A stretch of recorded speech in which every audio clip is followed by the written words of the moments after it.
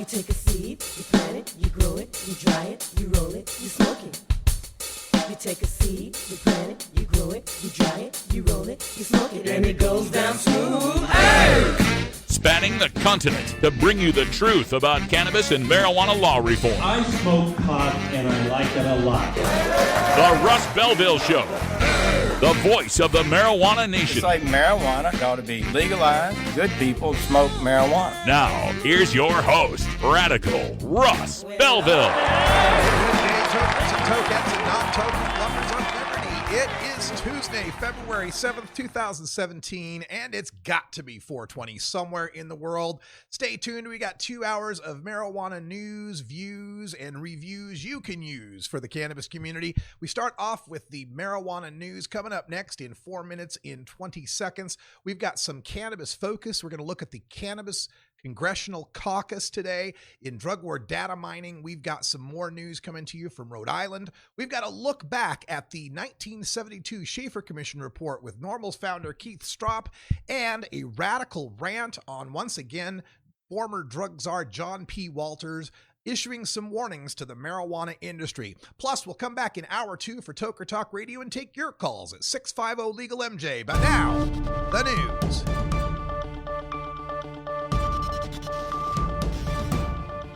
Covering the latest headlines in consumer cannabis, medical marijuana, and industrial hemp. Now your marijuana headlines in 4 minutes and 20 seconds. This is Cannabis News. This is your cannabis news for Tuesday, February 7th, 2017, pardon me. The Hemp Industries Association, the leading nonprofit trade association consisting of hundreds of hemp businesses, has filed a motion to hold the Drug Enforcement Administration in contempt of court for violating an unchallenged long-standing order issued by the U.S. Court of Appeals in San Francisco, prohibiting the agency from regulating hemp food products as Schedule I controlled substances. In December of 2016, the DEA, in conjunction with the North Dakota Department of Agriculture, indicated to Healthy Oil Seeds LLC that a shipment of the company's hemp products made from hemp grown under the state's hemp pilot program and Congress's Agricultural Act of 2014, the Farm Bill, would require a permit from the DEA, as the hemp protein powder and hemp seed oil food items were subject to DEA regulation, quote, because industrial hemp is a Schedule I controlled substance under the Federal Controlled Substances Act, end quote. The Federal Drug Enforcement Administration has pulled the medicine prescribing certificates of 2 Colorado doctors after those physicians had their state licenses suspended in Colorado over medical marijuana recommendations.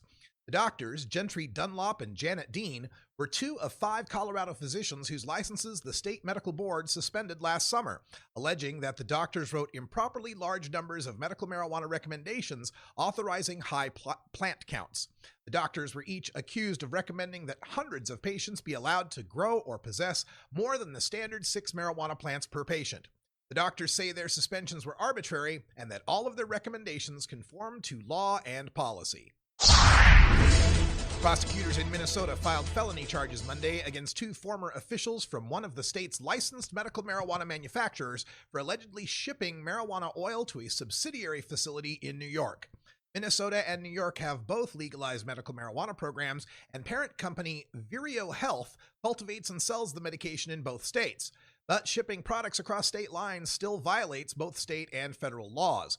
Complaint filed in Wright County Court alleges that 2 officials who no longer work for Minnesota Medical Solutions, the company's Minnesota branch, collaborated in December 2015 to ship more than 5 kilograms of concentrated marijuana oil from Minnesota to New York, where the company faced a product shortfall ahead of New York's January 2016 start to legal sales. 2 Maryland companies say the state is wrongly refusing to explain why they were abruptly bumped off of a list of 15 finalists to be licensed to grow medical marijuana in the state. Green Thumb Industries and Maryland Cultivation and Processing have asked a Baltimore judge to decide whether the state is abusing the deliberative process privilege, which allows internal deliberations among members of a state commission to be kept secret. Assistant Attorney General Heather Nelson cited that rule in more than 80 objections to attorneys' questions during the January deposition of Deborah Moran, the only person on the Maryland Medical Cannabis Commission subcommittee who voted against replacing the two companies with others ranked lower. Both the Georgia House and Senate are seeking changes to a state law that allows people with certain diseases to possess cannabis oil. They just don't agree on the details. Lawmakers in 2015 passed a bill that legalized the possession of medical cannabis to people with certain medical conditions, but Georgia law doesn't allow production of the oil, and patients complained that getting it from other states is both expensive and risky. Representative Alan Peake, a Republican from Macon, hopes to expand the list of qualifying conditions that allow patients to legally access medical cannabis. Peake's bill would include post-traumatic stress, AIDS, HIV, chronic pain, and autism, and would also remove some restrictions on patients with cancer, multiple sclerosis, and Lou Gehrig's disease. State Senate members are pushing to reduce the level of THC permissible in cannabis oil from 5% to 3%. New medical marijuana regulations proposed by state health officials would block patients from timely and affordable access to medication, restrict physicians in treating their patients, and potentially undercut the development and distribution of quality medicine, an overflow crowd told the Florida Department of Health officials Tuesday morning in Fort Lauderdale. Hundreds turned out for the public hearing. This has been your Cannabis News for Tuesday, February 7th, 2017. I'm Russ Belville.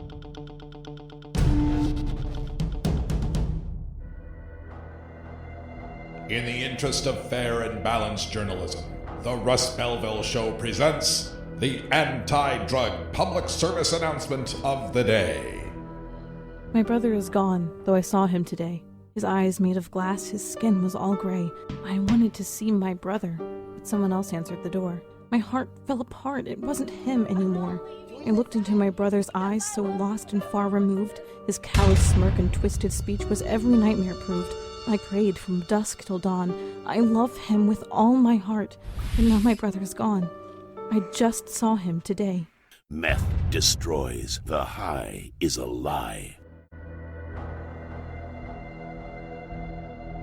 This has been the Russ Belville Show's anti-drug public service announcement of the day, exclusively on RadicalRuss.com.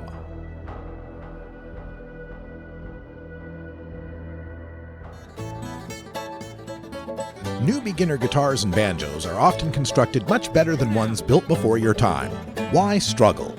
Get a new instrument or fix the old one. The trusted professionals at the Fingerboard Extension will evaluate your instrument for free. Repairs are priced for people who work for a living. Stop by the Fingerboard Extension downtown Corvallis at 120 Northwest 2nd Street today, or check out its inventory on the web at fingerboardextension.com. You're not high.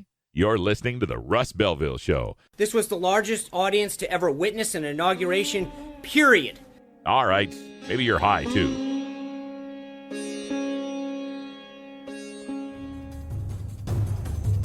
Warning. Hits taken on this show are larger than they appear. Do not try this at home. These people are professionals. Or at least they aim you to say that. You're a loony. A public service message from the Russ Belville Show.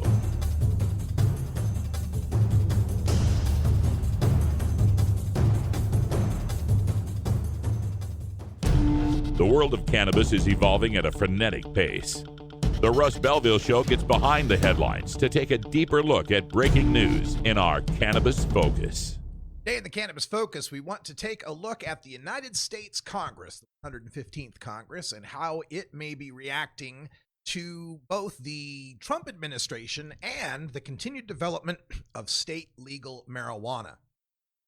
The Cannabist reports on a newly formed Congressional Cannabis Caucus, a bipartisan caucus of congresspeople who are going to be pushing for these bills to reform our federal laws to better comport with state marijuana legalization, both adult use and medical marijuana legalization. The co-chair of this caucus and one of the co-creators of the idea, I'm proud to say, is my representative, Earl Blumenauer, representative who's the 3rd District of Oregon, right, Portland. He says, quote, "This Congress is going to be a little better than the last Congress, and last Congress was better than the one before that. It's very interesting watching the momentum build, end quote. The co-chairs of the caucus include Representative Blumenauer, Democrat from Oregon, Representative Jared Polis, Democrat from Colorado, Representative Dana Rohrabacher, Republican from California, and Representative Don Young, Republican from Alaska. And they are working to add more members of Congress to the Congressional Cannabis Caucus. Representative Polis said, quote, "I'm more hopeful than ever that we can move legislation like the Regulate Marijuana Like Alcohol Act and move the substance entirely from the Controlled Substances Act." So that would be, of course, our dream, is to have marijuana removed from the Controlled Substances Act, like alcohol.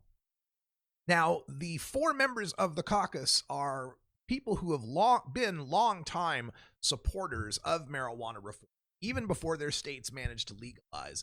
There are more members of Congress, though, that I believe should be joining this cannabis caucus. I would be very shocked if Representative Steve Cohen from Tennessee wasn't joining the caucus. Now, I guess I should check to see whether he still has a seat in the Congress. I'm not exactly sure. Maybe one of the folks in the chat room can look that up for me.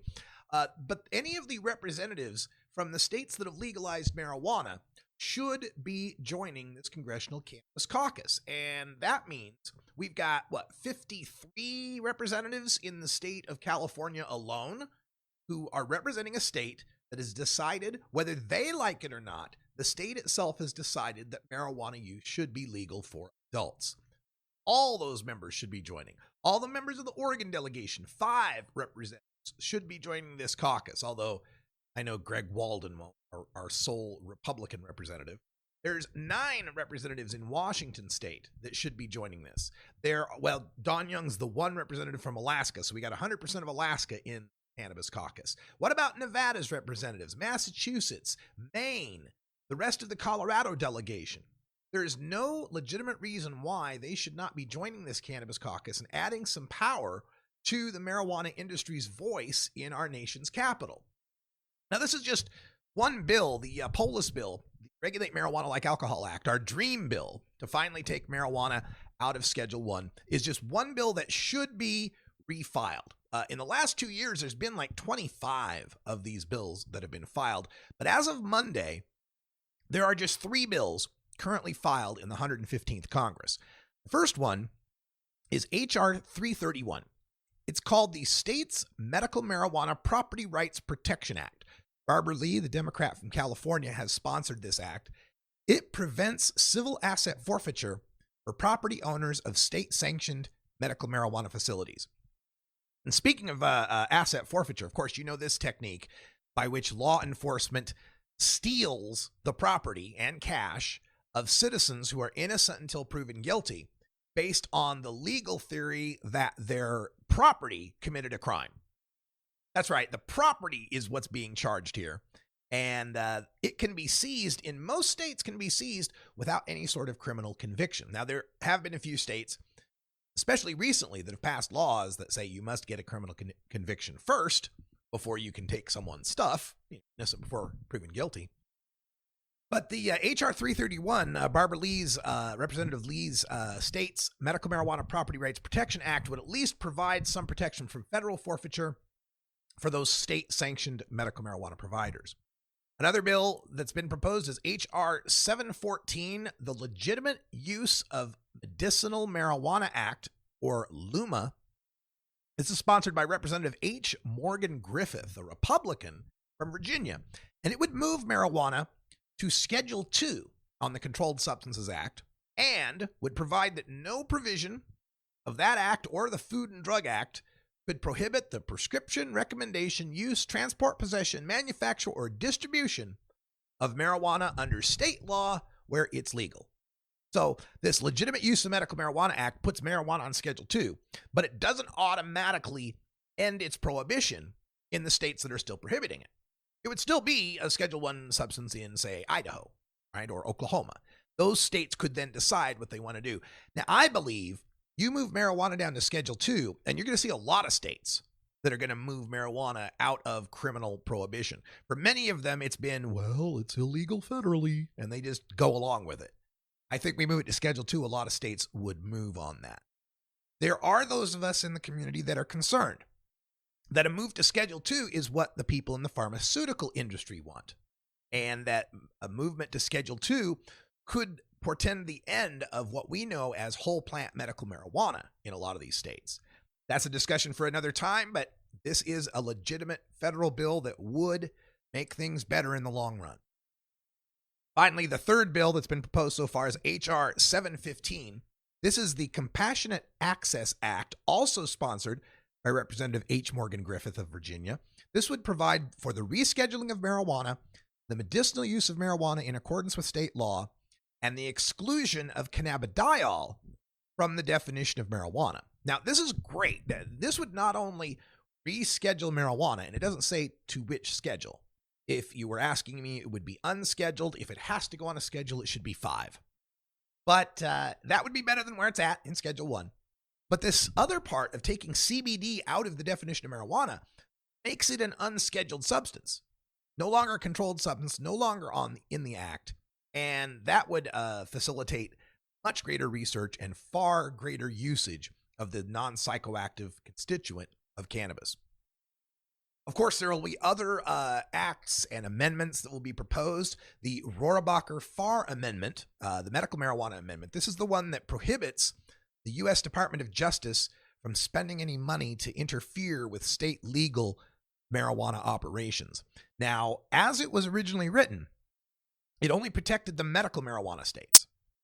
And there's some confusion as to whether or not the legalized states would also be protected, because it was written in a way that said the states that have passed marijuana laws in Alaska and California and, listed all the states, would that cover all the marijuana laws or just the medical ones? We have to look a little deeper into the amendment and see how it's written this year. Now, there had been a report in Politico written by James Higdon that Speaker Ryan had forbade the use of any sort of budgetary amendments to go after issues of abortion, guns, gay rights, or marijuana. I've not found any other source that has corroborated that. And I did speak to John Hudak about this in Virginia when I saw him.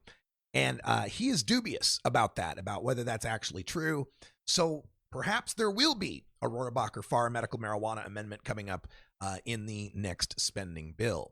We've also got the Carers Act that many of us are hoping can get some traction. This one, of course, is the one that would allow for banking in the marijuana industry. Don't have to be cash only. Would also allow for veterans to have access to medical marijuana through the VA in the states where it's legal, not Oklahoma or wherever.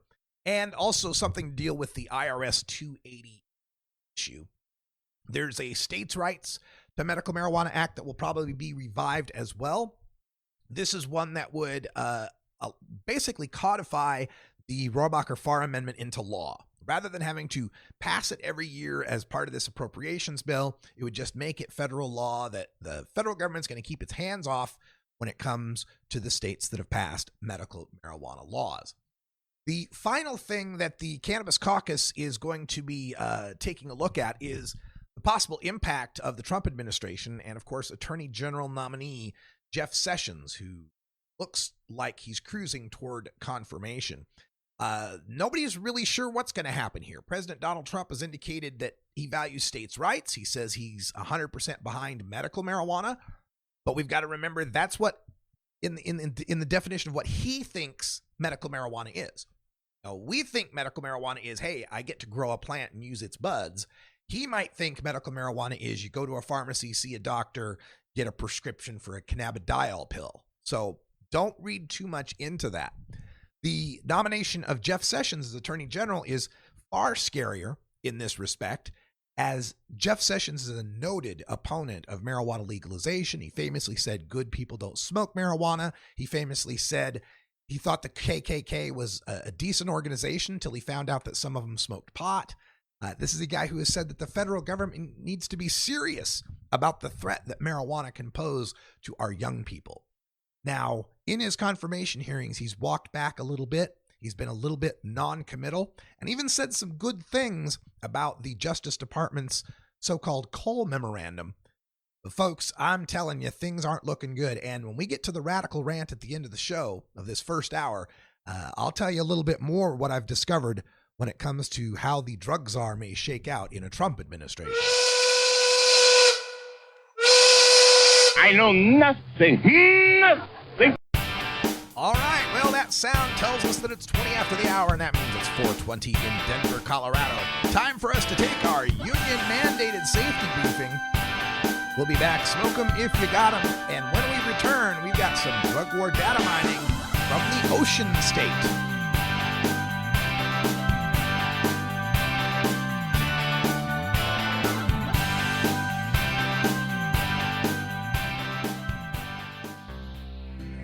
The International Cannabis Business Conference comes to San Francisco, California on February 16th and 17th, 2017.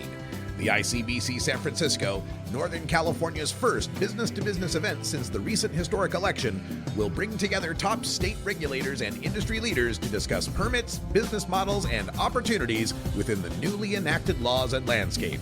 Of course, the ICBC also famously offers some of the best cannabis industry networking, leveraging our worldwide following to connect wholesalers, brands, distributors, investors, and strategic partners. And don't forget to come early for our VIP reception and stay late for our legendary after party.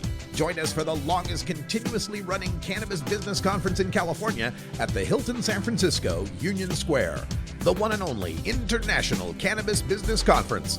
Visit internationalcbc.com for tickets today. You're listening to the Russ Belville Show. I don't drink, I don't smoke pot, but I drink and I smoke pot. And I will tell you that there is a huge difference between marijuana and alcohol. You can find Radical Russ online everywhere. Warning, hits taken on this show are larger than they appear. Do not try this at home. These people are professionals. Or at least they aim you to say that. Where'd you learn that, Cheech? Drug school. A public service message from the Russ Belville Show.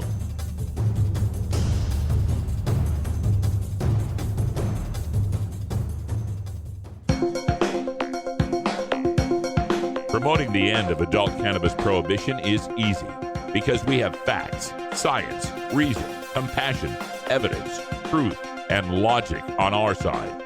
It's even easier when researchers catalog it all for us. Learn how to gather the facts on marijuana use, arrests, seizures, rehabs, drug tests, and more on this edition of Drug War Data Mining. Today in the Drug War Data Mines, we're taking a look at the nation's smallest state by size. That would be 1,212 square miles that make up Rhode Island and the Providence Plantations. By the way, that's the full name of the state. Longest state name in the United States, Rhode Island. Don't know that. Of course I do. Anyway, Rhode Island is one of the states that has medical marijuana, has had it since 2006, but Rhode Island is also one of the 26 states that do not have any form of citizen initiative. They don't have a way of writing their own laws. They've got to depend on the legislature to do it for them. Now, many observers have predicted that Rhode Island, Vermont, these would be among the first states that would legislatively legalize marijuana.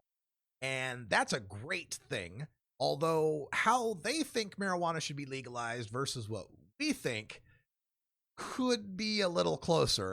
We're pretty far apart on this one. We'll talk about that in a second. But the news here for the Drug War Data Mines is a new poll coming out of public policy polling that shows 59% of voters in the Ocean State support marijuana legalization, with just 36% opposed. Senator Joshua Miller is a Democrat from Cranston. He said, quote, Rhode Island has the opportunity to become the third New England state to regulate marijuana for adult use, end quote. He continued by adding, quote, the results of this poll confirm that our constituents want us to follow the same path as Massachusetts and Maine. Now, Senator Miller is joined by Representative Scott Slater, a Democrat from Providence, in introducing what they call the Cannabis Regulation, Control, and Taxation Act. Representative Slater said, quote, A strong and growing majority of voters support our proposal to regulate marijuana. Our job is to represent the people of this state, and their position on this issue is pretty clear. It's time to replace the senseless policy of marijuana prohibition with a sensible policy of regulation, end quote. Now, the 59% support statewide for marijuana legalization is found even as you drill down into the different counties and areas throughout that 1,212 square miles of Rhode Island. The lowest you find is a 53% support in North Kingstown and a high of 70% in the Belville, Gloucester area. So anywhere from 53 to 70% support, depending on where you ask in Rhode Island. The group behind advocacy for marijuana legalization in Rhode Island is called Regulate Rhode Island. Their director is named Jared Moffett, and he was there with Senator Miller and Representative Slater at the State House in Providence, where they announced the polling results. He said, quote, "Most Rhode Islanders recognize prohibition has failed and seem to view regulating marijuana as a no-brainer. Regulation better protects young people, improves public health and safety, and creates more economic opportunities for workers and entrepreneurs in our state. No matter how you look at it, this is clearly a smart path for us to take. Lawmakers would be wise to follow the will of their constituents." End quote. So, great news. 59% support in a poll, no opposition anywhere in the state. About 1 out of 3 people opposed. That's all you got. It looks like it would be a no-brainer to pass legalization in Rhode Island. The problem I have is the legalization they're proposing. Now, I'm not against it. I'll support any movement forward on legalization, but come on, Rhode Island, you can do better than this. This Cannabis Regulation, Control, and Taxation Act would allow adults 21 and older to possess 1 ounce of marijuana. All right, look, that's pretty similar to what we get in most of the states, right? 1 ounce. You get 2.5 in Maine, you get 2 in Washington, D.C., but all right, 1 ounce, we can understand that. But here's the problem. Here's the other part that's the problem. It would allow you to grow 1 mature marijuana plant in an enclosed locked space. 1! 1 plant. You thought us here in Oregon, we were all bitching about 4. There's no way you can run a garden on 4 plants. These guys, 1 plant? Well, first of all, let me tell you, Rhode Island lawmakers, you know what you're going to get with that kind of law? 1 big freaking plant. You're going to see these massive 20-foot trees, man. These ideas, and of course, the reason they have to put these stupid limits on 1 plant is they don't want the black market growers to come in and start growing a whole bunch and then selling black market weed. What they don't understand is if you let everybody grow more weed and you legalized it everywhere around you, that is the more effective way to reduce the black market cultivation. And it's going to be a hard thing to show these folks because in the short run, as you legalize, and it's still illegal in New York and Chicago and Atlanta and all these other places. When you first legalize in the legal places, yeah, we're going to be shipping that weed out of state to get more money for it. Supply and demand, man, profit motivation. The only way you kill that is to legalize in New York, in Chicago, in Atlanta, in Dallas, in all these other places. Legalize nationwide. President Obama was correct. This situation's untenable. You cannot have a hodgepodge blanket kind of patchwork of different marijuana laws because all that does is create the incentivization for the black market to thrive.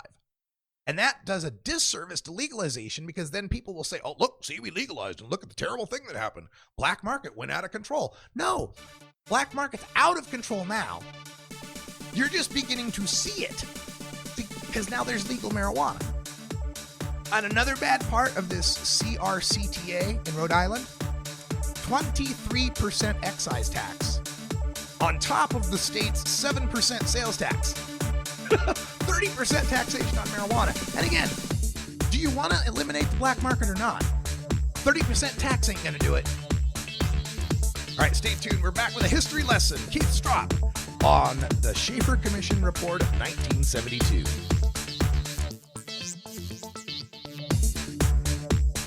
This is the Russ Belville Show on CannabisRadio.com.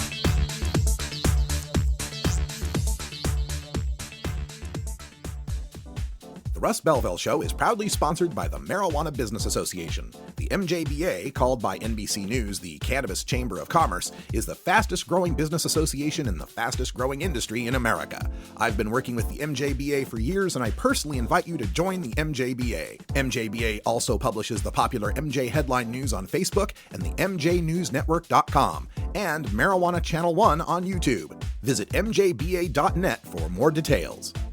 You're not high. You're listening to the Russ Belville Show. But I'm getting some very negative reports coming out of Colorado as to what's happening. Okay, well, maybe you're high, too. It's time for Cannabis Facts about teen drug use from Robert Platshorn's thesilvertour.org. This message is supported by our donors and Hemp Inc., a public company poised to lead America's hemp revolution at hempinc.com. A recent survey by the U.S. Centers for Disease Control indicates that in states that have legalized medical marijuana, the rate of marijuana consumption among high school students has not increased. In fact, in legal states like Colorado, teen use has actually decreased significantly. It's simply no longer a big deal for teenagers in legal states. This was Cannabis Facts from thesilvertour.org, an educational nonprofit supported by our donors and Hemp Inc., a public company poised to lead America's hemp revolution at hempinc.com.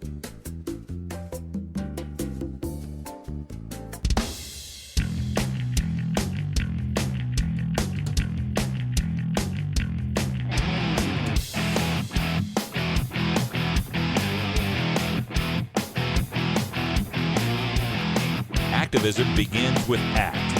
The Russ Belville Show features the stories of hardworking grassroots activists working for an end to prohibition in today's activist agenda.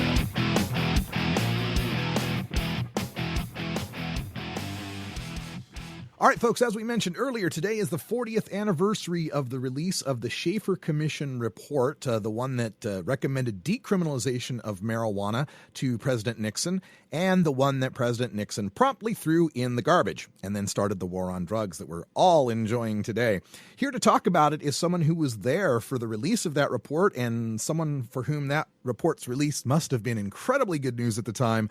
Keith Stropp, the founder of the National Organization for the Reform of Marijuana Laws from Washington, D.C. Hi, Keith. How's it going?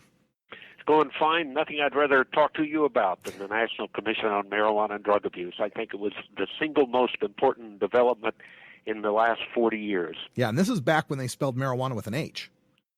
Well, they tried. Most people didn't, but you're right. The actual report was spelled with an H. Maybe that's why we didn't get it decriminalized, because he must have thought we were talking about some other drug.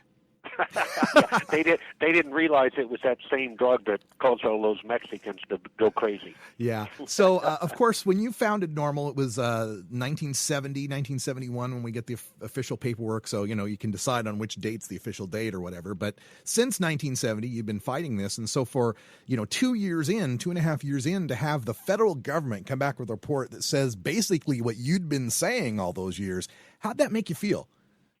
Well, I'll be honest with you. It was a surprise because when the commission was first created, we expected that it was simply going to be a group of old white men who were going to say the status quo was working fine, leave things alone. Keep in mind that this was a 13-member congressional-created committee. 4 of the members were chosen by Congress from among themselves, that is, 2 members of the House of Representatives and 2 senators. But 9 of the members were handpicked by former President Nixon to serve on the commission. So obviously, we presumed that they had picked people who would reinforce Nixon's anti-marijuana position. So our expectations were pretty low when that commission started their work. And in fact, the first exchange I had with the commission, NORML had only been in existence a few months, and I read that they were going to hold their hearing in Washington, D.C., and I sort of naively sent a letter to the staff director saying, hi, my name's Keith Stropp. I've recently founded a group called NORML, and we'd like to testify at your hearing. I was young and naive enough that I didn't realize the unlikely aspect of being invited to testify. At any event, within just a couple of days, I got a note back from the executive director saying, we're really not interested in hearing from you. Mm-hmm. Well, at that phase, I thought, well, I can't be deterred totally. So I had been working closely with former Attorney General Ramsey Clark at the time. And Ramsey, in fact, had been Attorney General only a few years earlier before that, so he was still a prominent American, and I had been working with him to get NORML up and running. So I went back to Ramsey Clark and said, Ramsey, would you be willing to testify on our behalf if we can get you invited? And he said, sure, I'd be happy to. So I get back in touch with the commission and said, well, how about this? Former Attorney General Ramsey Clark would like to testify on our behalf. And sure enough, within a day or two, I had a note back saying, Mr. Strop, we're not interested in hearing from you or from Mr. Clark. Oh, and at that point, I simply went to the media, and naturally, the media wasn't particularly concerned about whether the commission wanted to hear from NORML, because nobody had heard of NORML at the time, but they were a little surprised that they weren't interested in hearing from a man who just a couple of years earlier had been the Attorney General of the United States. And so there were major stories in the Washington Post and the New York Times saying, Commission refuses to hear from former Attorney General Clark. Within a few hours, the chairman of the commission, Governor Raymond Shafer, former Pennsylvania Governor Raymond Shafer, was on the phone to Ramsey Clark apologizing and inviting him to testify, indeed, at the first hearing. And even more than that, within a couple of days, I had a letter from the staff director inviting me to testify on behalf of NORML. Now, they didn't invite me to testify at the main hearing here in Washington, D.C., but nonetheless, they scheduled me to testify at a hearing a few months later in San Francisco. And as the story goes on, it's the first time I had a chance to meet Michael Aldrich and poet Allen Ginsberg, who were there testifying on behalf of a group called LEMAR, which was an earlier legalization group that eventually morphed into Amorphia, and Amorphia subsequently merged with NORML, so there was a long history there. And also, at a hearing in Chicago later that year the commission held, I had the chance to meet for the first time Guy Archer and Frank Fioramonte, two young lawyers from New York, who were working on a project they had established with the Bar Association to try to legalize marijuana, and they ended up converting it into New York NORML. And indeed, before that decade was up, they had decriminalized minor marijuana offenses in New York State. So, at any event, when they started, we didn't expect much out of the commission, but before too long, we began to hear stories that they were not as close-minded as we had thought, and that there might be some hope for this commission after all. Yeah, so it must have been a pleasant surprise when you got the news from the commission that they had recommended decriminalization. And I think it's important to underscore as well, it wasn't just decriminalization for personal possession, but also for small transfers. Is that right? Yes, that's right. What the commission actually recommended was the elimination of all criminal penalty, or all penalties, period, for the possession and use of marijuana and for the not-for-profit transfers of small amounts of marijuana between adults. Now, it's interesting where that came from. Somewhere during the course of that first year, I had developed enough of a friendship with a couple of members of the commission. In particular, Dr. Tom Ungerleider from UCLA was someone we developed a friendship with. And I learned that, in fact, they had held a number of private sessions in which they had invited adults who smoked marijuana to attend those sessions and to smoke in front of the commissioners. Realized these were mostly older white men. Most of them had never seen a marijuana cigarette in their life, nor had they ever seen anyone who was smoking marijuana. So they didn't have any basis to evaluate the experience. And someone had the foresight and the courage to say, well, then why don't we invite some marijuana smokers in? Frankly, I think today people would be afraid to do that for fear that somehow the government would come in and bust them all or something. But at the time, they did. And I think, obviously, what they decided after experiencing what it was like to see people smoking marijuana is that it was no big deal. And they also learned that where do you get your marijuana? Well, what the smokers told them is that we all buy it on the black market, or we grow a few plants ourselves, but we also share it among our friends on a not-for-profit basis. And, of course, that's still true today. How many times do we go to a social event and we throw a couple of joints in our pocket because we know there'll be marijuana there, but we want to share it. We want to share our good marijuana with our friends who have their good marijuana. So by the time the Marijuana Commission report was actually issued in March of 72, we were by then expecting that it might well be a pretty good report. We were hoping it was going to recommend full legalization.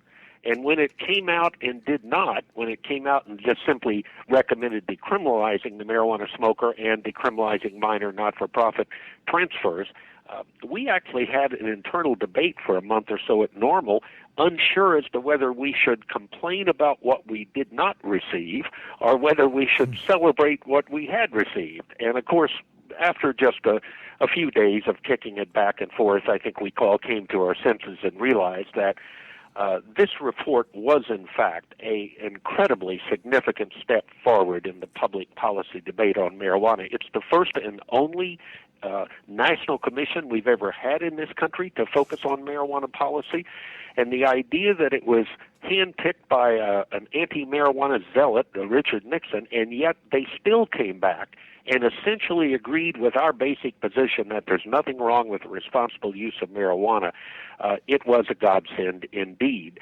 And the second part of that, I should add, is that the commission itself went out of business as soon as they completed their 2-year report. There were no provisions in the section of the Controlled Substances Act that had created the commission. There were no provisions for them to take that report and try to implement it at the state level. So Normal was the only group around to do that, and indeed, as a young, idealistic public interest organization, we were only too happy to take that report and to pick some good witnesses from around the country, and we basically went around, and if we could identify any state legislator in any state who was willing to introduce a marijuana decriminalization proposal, we would fly witnesses out to support that proposal at no cost to the legislator or to the legislature, and make sure that that they were not embarrassed by introducing the bill. And in fact, they came away feeling that it was a good thing they had done. Now, the first several, of course, didn't get passed, and we weren't sure which states were going to adopt it and which weren't, but there were a number of states considering it in 72 and 73. As it turned out, Oregon was the first state to finally adopt the version of decriminalization in 1973. But by 1978, we had adopted decriminalization in a total of 11 states, and at the time, we thought the wind was behind our back and that there was no stopping this. Within just a few years, we expected to have decriminalized marijuana throughout the country.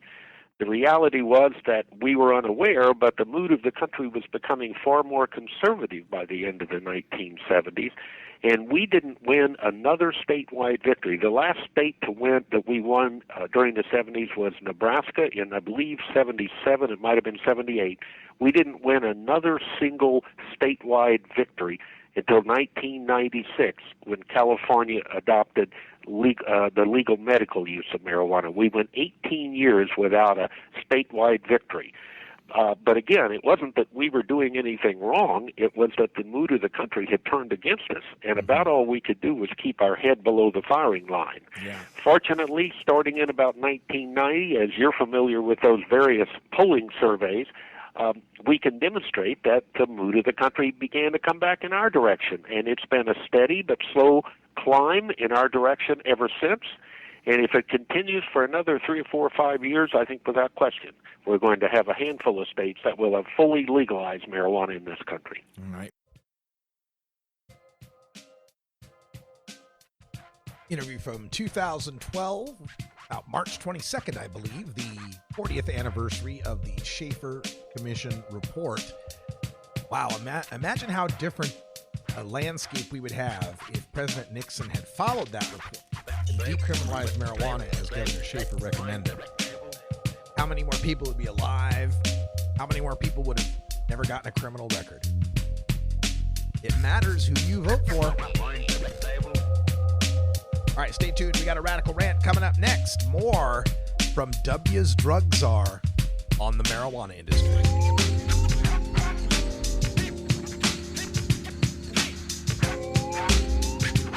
This is the Russ Belville Show on CannabisRadio.com.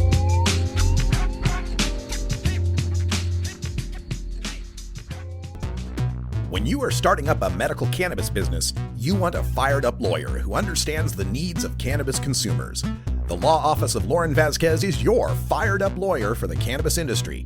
Visit her website, fireduplawyer.com, or call 1-855-MMJ-LAWS for more information. That's 855-665-5297 for Lauren Vasquez, your fired-up lawyer, or email fireduplawyer@gmail.com. You're not high.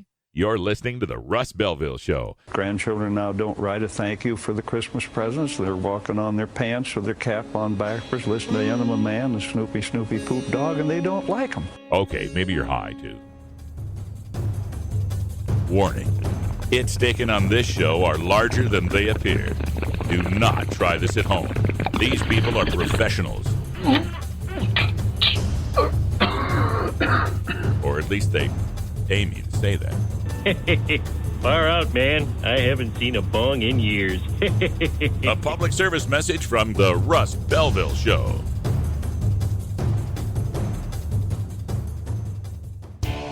Total war against public enemy number one. 10 federal criminal penalties for up to 1 ounce of marijuana. Marijuana is probably the most dangerous drug. Legalization is just another word for surrender. I experimented with marijuana and didn't inhale. This is not medicine. This is a Cheech and Chong show. Encourage people to use less drugs. I am him.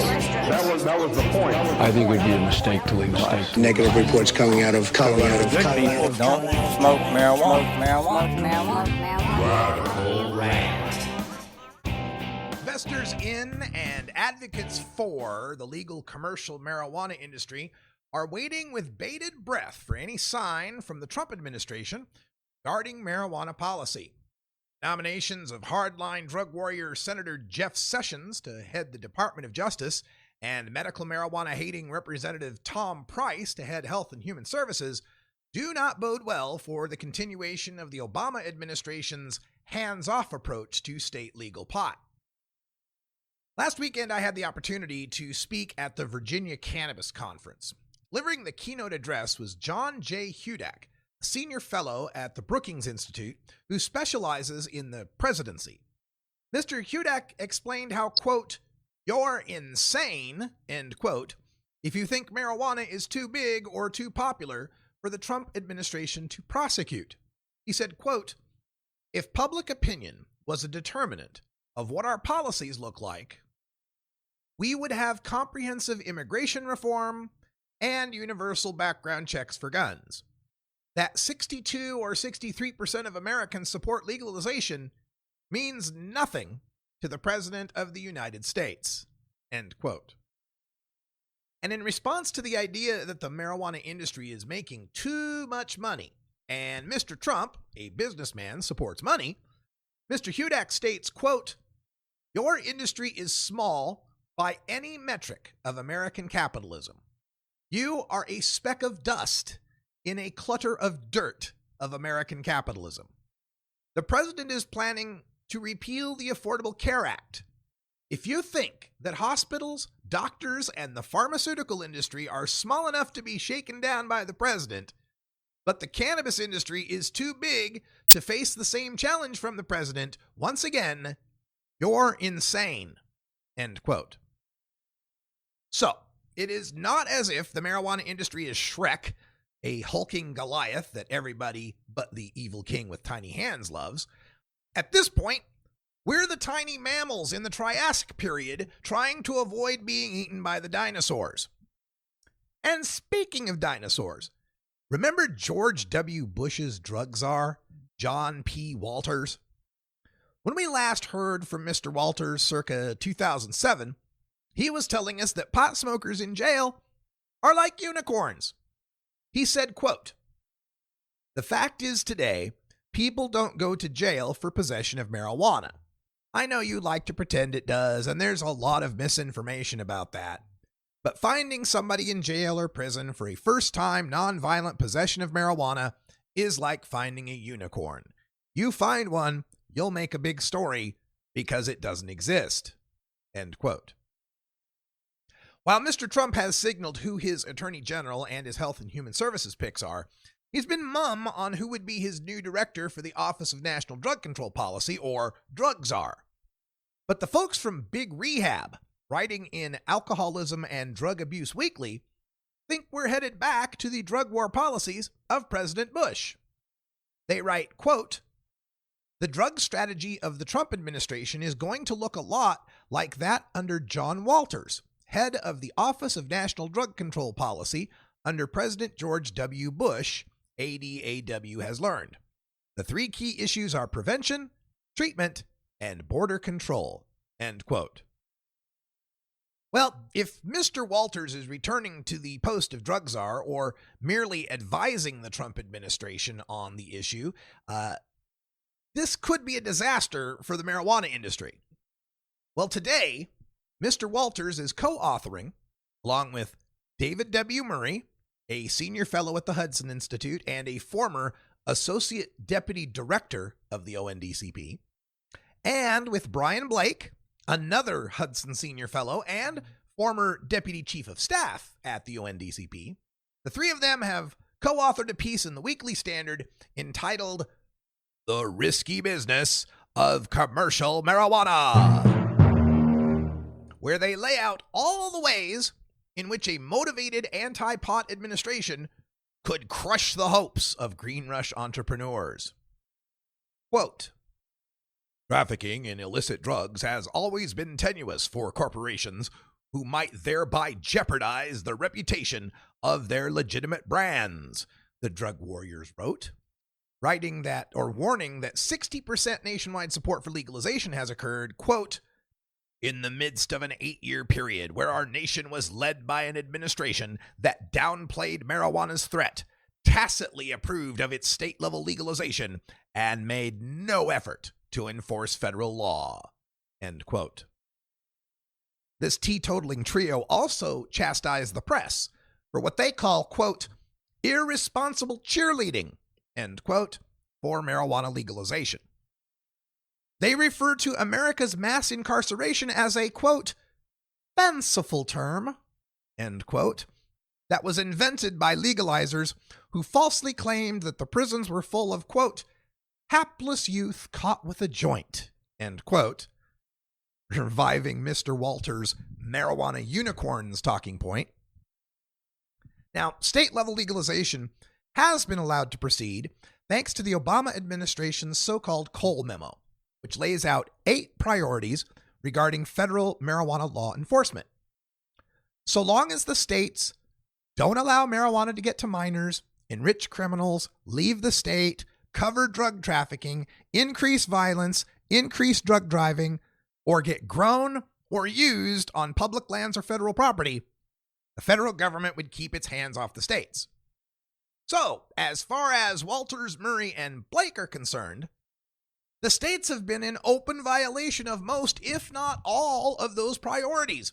They write that, quote, "the black market has thrived," end quote, and the criminals have, quote, "increased their power and their criminality," end quote, under legalization.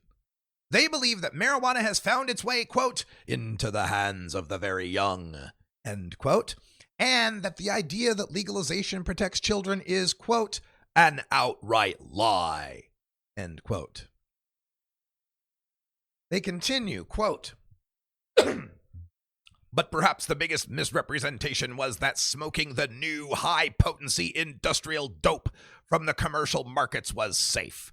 Ample demonstration of this fallacy is now replete in the medical literature, including lowered IQ, increased psychotic episodes, and the creation of users more susceptible to the deadly opioid crisis." Oh, won't somebody please think of the children?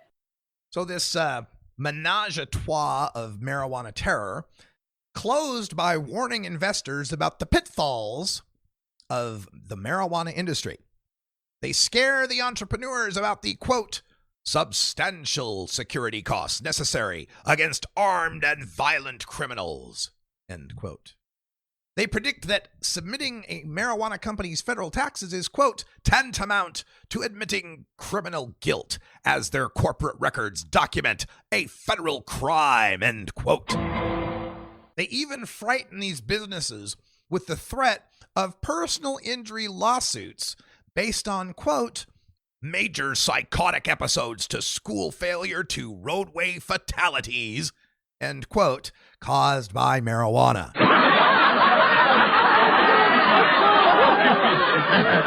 Now, in closing, this toker-hating triumvirate write that there is, quote, a new uncertainty regarding marijuana enforcement in the sharply altered political landscape created by the most recent election. Investors beware.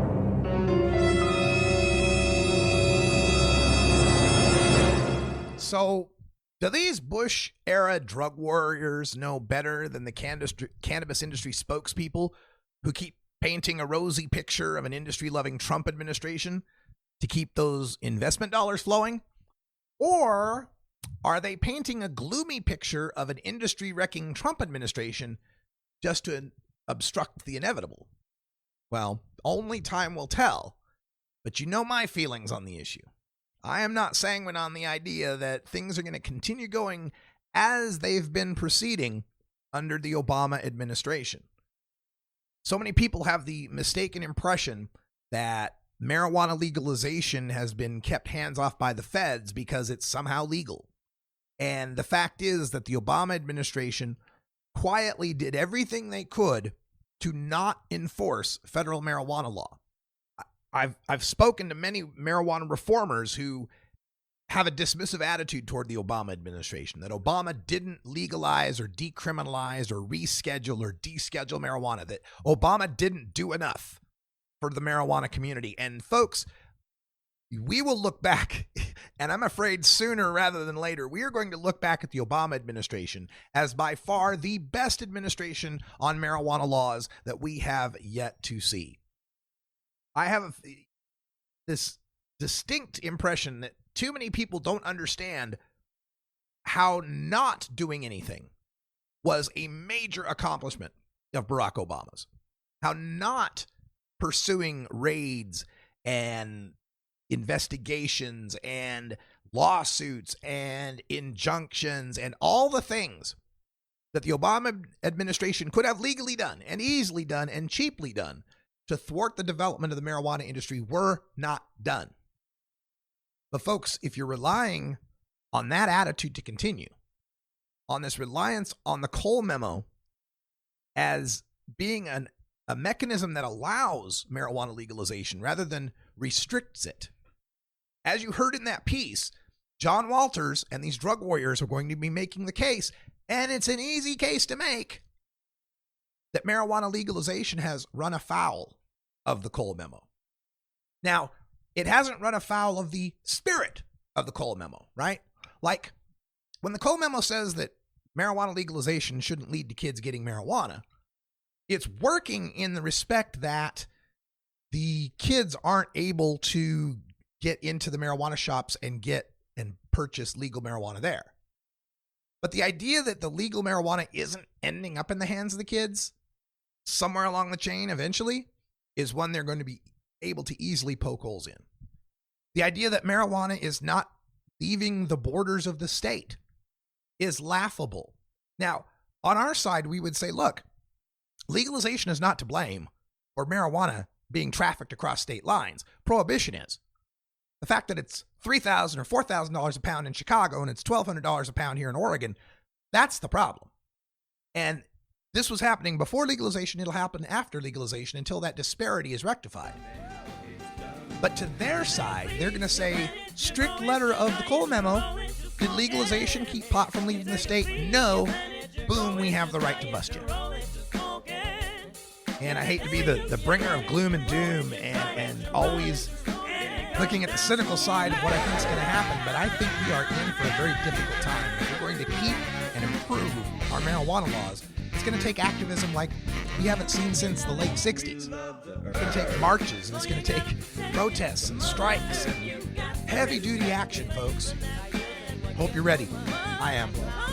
That's all the time I got for Hour 1. Stay tuned, those of you listening and watching live. Hour 2 is up next. Toker Talk Radio will take your calls at 650-LEGAL-MJ. For everyone here at Delta 9 Studios, I'm Radical Russ. Thanks for joining us, and until next time, take care of each other, tokers. This is the Russ Belville Show. The Russ Belville Show is blogging and podcasting daily at radicalruss.com. You take a seed, you plant it, you grow it, you dry it, you roll it, you smoke it. You take a seed, you plant it, you